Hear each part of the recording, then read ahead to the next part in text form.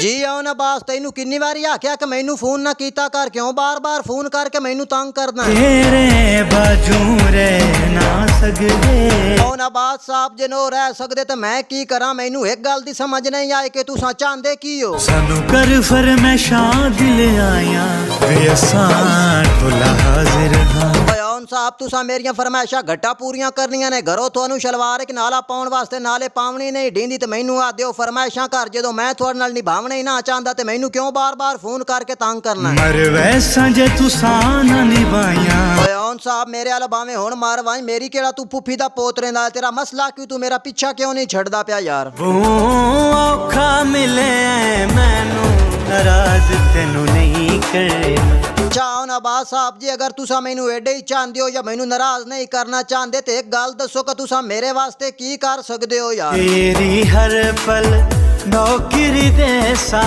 हथ दे छाले वांग रखे सा। चाहो ना बास साहब जी अगर तेनू मेरा एडा ही ख्याल है तो मैं अगर आखा गुलूकार अरशाद टेडी नू छाड़ दे ते के छाड़ दे से तू। छड़ दे साख से जैनू नाराज तेनू नहीं करना। अच्छा हो ना बास साहब हुण मैनू यकीन हो गया कि तुसा वाकई मैनू बहुत चाहते हो। ते अच्छा हो वे यार केड़ा सोना लगने, वे यार केड़ा सोना लगने। वाह जी वाह। अच्छा हो ना बास साहब ए दसो कि तुहानू केड़ी शै सोहनी नजर आई है साडे चों। सोने होठ नाले जुल्फां ने कालियां। आओ ना बास साहब ना अपना टाइम जाया करते ना भाई मेरा कर। सीधी जी गल है कि मैं कोई थोड़ा दोस्त शोस्त ना और ना ही मैनू इंदा फोन करी, समझ आई। ओए ढोला साडा है, ढोला साडा है, हसियां ढोल दे।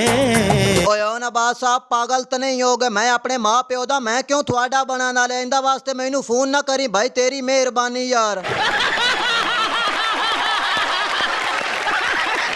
बाय मेरे प्यारे दोस्तों, मैं हूं सवर रोस्टर। आप देख चुके हैं सवर रोस्टर यूट्यूब चैनल। आज की इस वीडियो में मैंने रोस्ट किया है सिंगर ऑन आबास को। अगर ये मेरी वीडियो अच्छी लगी हो तो मेरे चैनल को सब्सक्राइब और मेरी वीडियो को लाइक कर दें।